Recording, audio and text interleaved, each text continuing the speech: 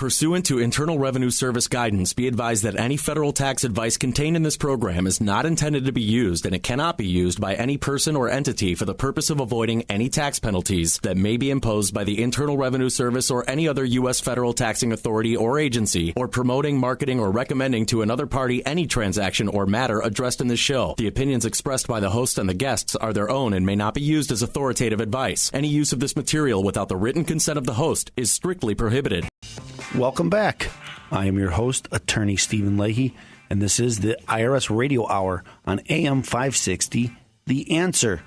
Remember, I have a book. It's Deal with Your IRS Problem Today, and if you want a copy of the book, give me a call at 312-664-6649. And if we do have a video of the show, where would they go to see the video? We do have a video of the show, and we also have the podcast, so you can also listen to it on the podcast. So if you go to our website at chicagotaxteam.com, on the top left corner, there's a link called IRS Radio Hour, and you can go there. You can listen to the podcast. You can see the videos.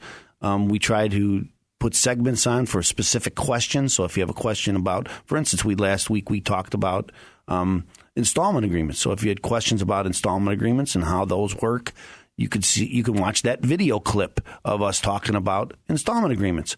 And this week on my blog, we're going to talk about offer and compromise. Because remember, there's 6 things you can do if you owe the IRS money. And the first thing you can do is you can write them a check and you can pay them. That's not really a good option for a lot of people. They don't have enough money to pay them. So I would tell people, though, if you can, borrow it from somebody or get it from a credit card or get it from anybody. Don't borrow it from the IRS if you can avoid it at all. So get the money from somewhere else and pay the IRS off if you can. If you can't, then you have to come up with some other options. So the second option is to do an installment agreement. We talked about the installment agreements last week. Mm-hmm. The third thing you can do is you can do an offer and compromise, and that's something we're going to talk about in just a minute, how they work and how it's changed over the last couple of years. The fourth thing you can do is you can be declared currently not collectible. That simply means, hey, IRS, I don't have enough money to pay you. I hardly have enough money to pay my bills. And then if the IRS determines that that's true, then they will stop collection activities against you. The fifth thing you can do is you can file for protection under the bankruptcy laws. We've talked about that on the show, and that's a very complicated area of the law. And it's something that, but it's always available and something that you should always look into to see if it's available for you. And then the sixth thing you can do, and this is what happens to a lot of people before they come to see me, is you can do nothing. And you can let the IRS start, come after you and take your assets and harass you, because that's what they do. So this week we're going to talk about an offer and compromise. And an offer and compromise is actually where the IRS agrees to take less than you owe, actually a lump sum. You could pay it in installments. Historically, the offer and compromise was a very difficult option because very few of them were granted.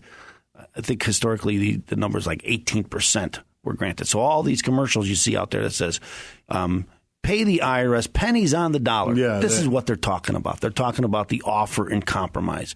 And this is also one of those remedies that were brought up in the Taxpayer Bill of Rights. Yeah, that's what I was going to say. None of this was even available to taxpayers until the 90s. That's right, 1996 Taxpayer Bill of Rights. They created this offer and compromise, some way for people to pay the IRS and actually get the IRS off their backs. Now, I think that we talked in the show a lot about the IRS funding and that they've been cut. Their funding has been cut. That's something that we're going to be talking about in the next segment as well, because when they cut the funding, of course, they start screaming. It's like in the city, the first people they cut are teachers and firemen and police. That's right. So the people are left, and then you scream, "Oh my God, pay them!"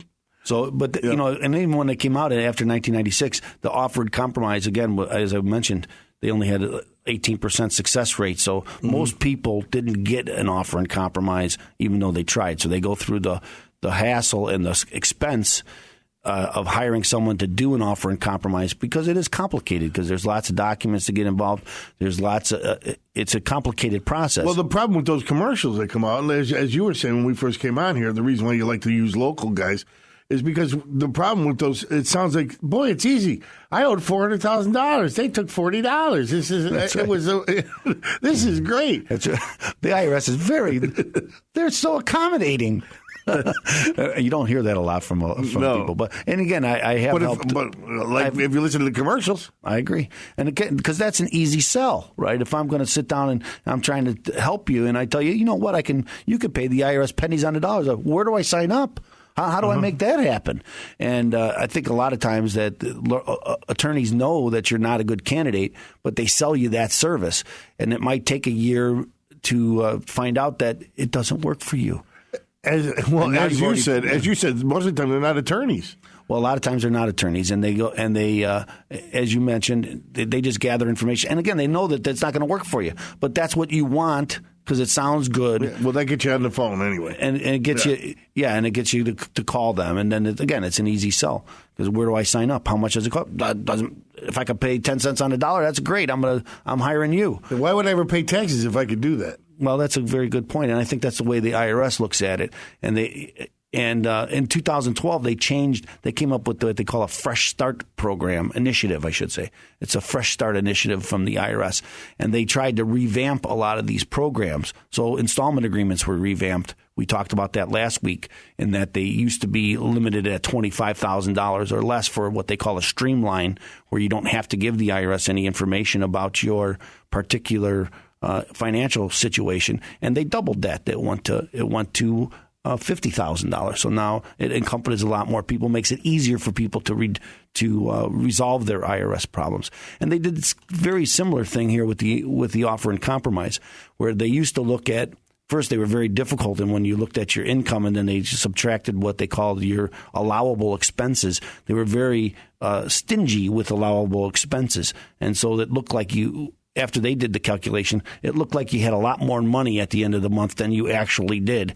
And then they would use that number, multiply it by 60, which is 5 years, and then they would come up with a number. So, for instance, if it looks like I have $300 a month, or the IRS determines, I think I have $300 a month. The IRS says, hey, you have $1,000 a month because of the way they do the budget. All of a sudden, if I multiply that by 60, I have $60,000 to give to the IRS, even though my own calculations show that I only have $18,000 to give to the IRS. So there's a big difference there between 60 and 18,000. Yes. Okay, so one of the initiative here, they've reduced. They've allowed more expenses. So now maybe I can get it to $300 or $400 instead of $1,000. Okay, and if I have IRAs or any other assets where I have equity in, they're going to add that to whatever my disposable income was, and that's going to, again, if I have any IRAs or anything, it's going to make an offer and compromise almost impossible to get. But don't they? If you were to go into your IRA.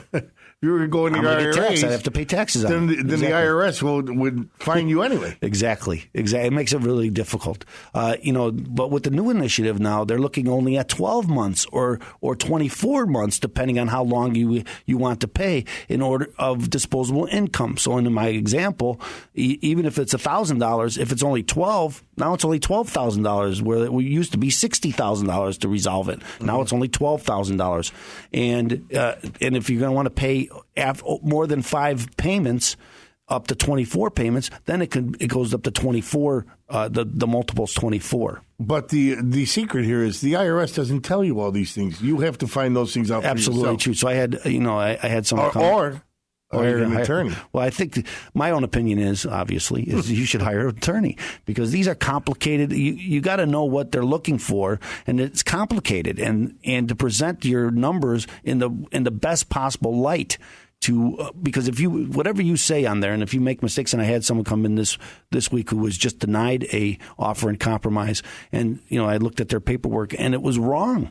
They just had all their expenses were wrong, and the IRS won on it and said, well, here, this is what you say you can pay, and because they're not going to correct it for you, right? So that's the thing. You can almost pay your fees by the money you're going to. Absolutely true. By the money Absolutely true. Absolutely true. And the hassle and everything else. Well, they can't afford not to go to you.